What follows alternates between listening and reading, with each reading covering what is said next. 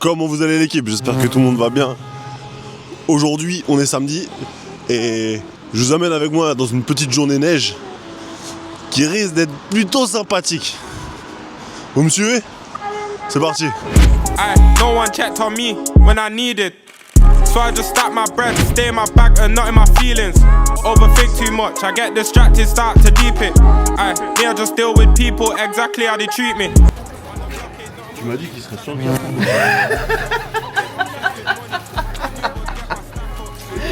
On my own, I got me, no backup. They talking on me, and none of it factual. Meanwhile, bro in a bando, hoping Fed don't raid his yard. She like, boy, you toxic, you ain't got no heart. Get let down when you love too hard. 100 roses ain't gonna fix it. Je me sens pas en sécurité, ça va. Et ils sont nos luges. Ils arrivent. Ah, on nous les envoie. Voilà. Ça, c'est la classe, ça. Ah, ils montent à pied pour nous les déposer. I got me, no backup. They talking on me, and none of it factual. Meanwhile, bro in a bando, hoping Fed don't raid this yard. She like, boy, you toxic, you ain't got no heart. Get let down when you love too hard. T'es en train de nous dire que c'est dangereux ce machin. Mec, tu vois bien, c'est comme un ski là. Vous allez voir, vous allez Toi qui travailles ici, jamais tu l'as testé. Jamais. Eh cousin, écoute. Quoi? Moi j'ai des choses à construire dans ma vie. Ouais, je sais. Mais t'inquiète, sache que là, s'il se passe quelque chose. Faites gaffe parce qu'en plus il y a du monde sur la piste. Non, on va éviter de tuer quelqu'un en descendant. Si jamais je savais pas du tout ce qui allait se passer, je pensais qu'on allait faire une petite journée neige tranquillement. Je me retrouve avec un monoski. Le projet c'est un ski, tu poses ton fiac et le but c'est d'être le vivant le plus longtemps possible. Et comment tu gères ton truc? Mais à part ça c'est trop dangereux ton truc. Un monoski. Les gens ils font du ski à deux skis, lui il me propose un truc, je suis assis dessus. Regarde, je suis pas debout mec. Et pour freiner t'as dit je fais comment? On my own, I got me, no backup. They talking on me, and none of it factual. Meanwhile, bro in a bando, hoping Fed don't raid his yard. She like, boy, you toxic, you ain't got no heart. Get let down when you love too hard. 100 roses ain't gonna fix it. Maybe a Chanel bag.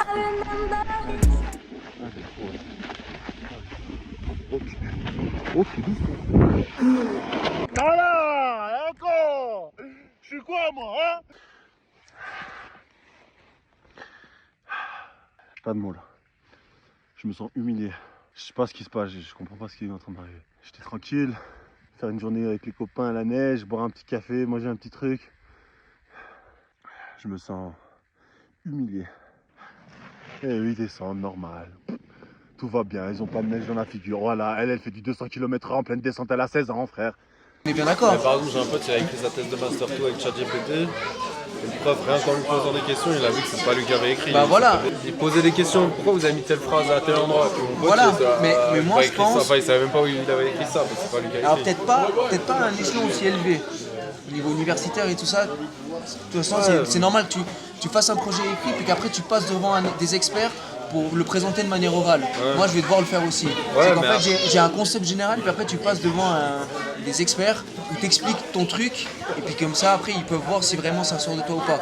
Mais s'il n'y a pas entre guillemets, cet examen là, après, c'est aux institutions de s'adapter. C'est validé, mec, il arrive à c'est fini. Là maintenant, ce qui va pouvoir être intéressant avec ChatGPT, je pense que c'est la performance dans les domaines. C'est-à-dire que tu vas pouvoir être bien plus précis, tu vas pouvoir aller bien plus loin, bien plus dans la profondeur dans un sujet. Que si tu demandes à ChatGPT de t'écrire un document, il te prend le document, tu fais copier, coller, tu l'envoies à la personne. Ouais, bah là t'es un débile. T'es un débile. Ouais. Relis-le, restructure-le, mais à la base, un sujet, tu le commences quand tu le connais. Toi maintenant que tu vas rentrer dans ton sujet, en tant qu'adjudant, tu vas avoir des cours à donner sur la gestion d'une troupe, par exemple. C'est un sujet que tu connais, parce que tu t'es éduqué là dans le domaine. Par contre, demain, si tu as un cours à préparer pour des Italiens, par exemple, ce cours-là, tu sais le faire. Sauf qu'il va le faire en italien pour toi. Tout ce que tu auras à faire, c'est de le lire en italien. Ouais. Tu sais ce que tu vas expliquer. Je suis d'accord. Donc du coup, en fait, ça va t'ouvrir ton champ du possible à l'international. Ce moyen-là, pour moi, ça doit être une aide, mais pas un accompagnement. J'arrive pas à trouver le terme, ça doit pas être lui qui doit faire pour toi, ça doit être une aide que tu peux utiliser pour... Un tracteur, c'est une aide. Oui, C'est pas lui qui va mettre les graines dans le sol. je suis d'accord. Le tracteur, il va juste retourner la terre, et puis ensuite, c'est à toi de balancer les graines, et de l'arroser, et d'en prendre soin. Bah, je pense que là, c'est pareil, si tu l'utilises de la même manière. Bah, c'est clair que les personnes qui pensent que c'est quelque chose qui va remplacer des technologies, ça va remplacer les personnes qui ne savent pas l'utiliser. Déjà aujourd'hui, moi, ma grand-mère, quand je lui dis que j'ai même plus besoin de parler à quelqu'un à la caisse pour payer mes courses, Ouais, non, c'est clair. elle comprend pas, mec. Ma grand-mère elle était caissière, mec. Elle me dit, mais tu fais comment pour payer? Je dis, mais c'est une borne. Elle me dit, mais c'est pas possible. Et en fait, moi, je pense que le plus grave, je pense, dans cette histoire-là, c'est qu'on va perdre la communication humaine. On va plus savoir communiquer avec un humain. Parce que parler avec un robot, c'est facile. Tu lui demandes ce que tu veux et il te le fait. Sauf qu'avec un humain, c'est pas pareil. Je peux pas dire, Salva, ramène un café. Ça colle pas. Il va me dire, mais frérot, je suis qui? Je suis ta pute, je suis ton esclave. Non, c'est clair. Bon, petit débrief. Une descente qui a été faite.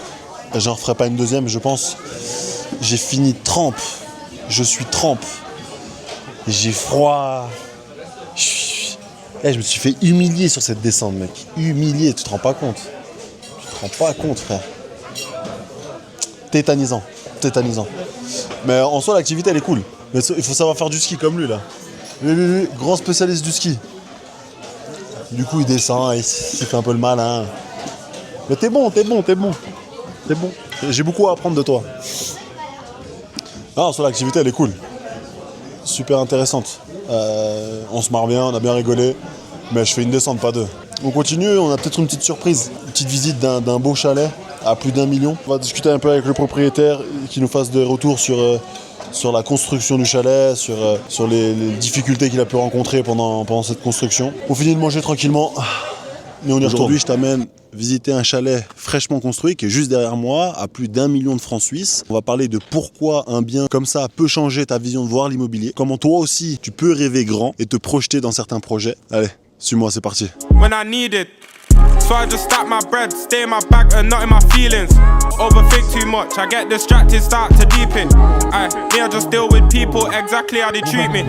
On the block ain't nothing but youths, trying to be bad and hoes that act up. I've been obsessed with money, I knew was get my stack up. I ain't lacking on my own, I got me, no backup. They talking on me, and none of it. Le fait que ce soit avec la charpente et tout ça, ça donne beaucoup de charme aussi, je trouve. Ah, puis l'ouverture surtout. Ouais. C'est une charpente renforcée à cause de la pierre. À cause de là. La pierre sur le T'as toit. vu là. Quand je suis partie de chez mes parents, j'ai acheté. Mais un petit truc en bord de mer. Et puis ensuite je suis venue ici. Donc quand je suis arrivée ici, j'ai loué pendant pas très longtemps. Et puis quand Mathieu est né, avec la vente de l'appartement en France, c'était les fonds propres pour la villa à l'Étron. Derrière chez nous, à l'Étron, il y avait un terrain. Christophe, qui connaissait bien, va voir le gars, il dit le terrain, ah non, je vends pas et tout, c'est pour mes enfants. Ok, mais si un jour tu vends, sache qu'on est intéressé. Un jour, il est arrivé, il a dit je vends, j'ai besoin d'argent, je vends. Puis on l'a acheté 85 000, on l'a vendu 240. Et puis si vous deviez donner peut-être un petit conseil à des gens qui aimeraient se lancer juste dans l'immobilier, faire un premier pas dans l'immobilier, qu'est-ce que tu recommanderais de faire? Si tu veux, le truc, c'est pas avoir trop gros, parce qu'il faut pouvoir vivre à côté. Hein. Mm. Et moi, j'ai toujours eu des parents qui m'ont dit, il faut investir dans le dur. Il faut investir dans la pierre, il faut investir dans le terrain. Jamais de ma vie, j'aurais imaginé pouvoir avoir un bien pareil. Jamais. Puis si vous deviez décrire votre chalet en 3 mots?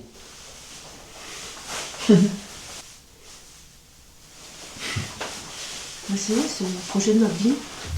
Ça a vraiment été une journée incroyable. Je ne garantis pas du tout cette activité. Je ne la recommande pas non plus. Très dangereuse. Très dangereuse. Par contre, ça reste une expérience assez intéressante. Ça reste assez cool.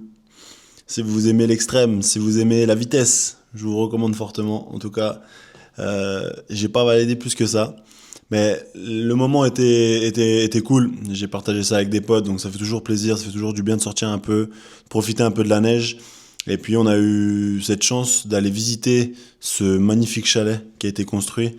Ce gentil couple nous a consacré du temps à nous expliquer pourquoi est-ce que ce projet était important pour eux, quelles difficultés ils ont pu rencontrer pendant la construction de cette maison. Et ils ont livré des conseils qui sont très importants. Points sur lesquels j'aimerais peut-être revenir, j'aimerais peut-être reprendre. C'est principalement cette crainte et surtout ce problème de manque d'éducation financière, ou en tout cas d'éducation d'investissement. Comme je l'ai répété à plusieurs reprises, mais ton éducation est faite par l'éducation de tes grands-parents. Tes grands-parents ont eu une éducation qui a été faite par tes arrière-grands-parents. Et cette chaîne-là fait qu'aujourd'hui, tu as cette certaine éducation. Pourquoi est-ce que des personnes sont polies et d'autres non? Pourquoi est-ce que des personnes sont d'une confession, d'une certaine confession et d'autres non? Pourquoi est-ce que... Et en fait, toutes ces questions-là viennent de l'éducation, de l'arbre qui a été fait de vos anciennes générations. Et principalement dans l'investissement, principalement dans l'immobilier, et énormément de gens ont cette crainte et ce blocage, c'est de se dire que l'immobilier, c'est réservé à la gamme supérieure. Ce couple en est la preuve. Rien n'est dessiné à l'avance. Tout est une question de prise de décision, tout est une question de risque. Quand cette femme a acheté son premier studio dans le sud de la France, elle nous l'a clairement fait comprendre et elle nous l'a clairement dit. C'était compliqué, c'était une crainte, c'était des peurs, c'était des questions, Et il y a une chose qui est réelle, et il va pas falloir se le cacher, mais ton premier bien, ta première acquisition, ton premier investissement, il y a de fortes chances qu'il soit pas bon. Si tu n'as pas cet écosystème autour de toi, de banquiers, de courtiers, d'avocats, de notaires, il y a de fortes chances que ton premier investissement soit une perte ou une légère perte, mais il y aura de la perte. Le but avec le temps, c'est qu'il y en ait moins. Et la sous-location professionnelle, la conciergerie sur Airbnb m'a énormément aidé par rapport à ça. C'est tout ce qui va être aspect de gestion. Et la gestion, c'est très vague. C'est la gestion des litiges, c'est la gestion des voyageurs, c'est la gestion des dossiers, c'est la gestion des mandataires, des sociétés qu'on mandate pour différents services. C'est toutes ces gestions-là qui sont importantes dans l'immobilier. Et ce qui est intéressant sur le sujet, dans le domaine de la sous-location professionnelle, dans la conciergerie, c'est que tu prends des risques, tu prends ces risques-là, mais à échelle plus petite. Les logements sont pas à toi. Tu as possibilité d'être à porte-à-faux. Tu vas pouvoir, peut-être que sur ton premier logement, sur 12 mois, au lieu d'avoir 12 mois de rentabilité, t'en auras peut-être 10. Et pourquoi c'est pas grave? Parce que sur les 2 mois qui sont en perte, c'est 2 loyers tout va dépendre du logement que tu peux trouver, mais ça peut aller de 700 francs ou alors à 1500 francs.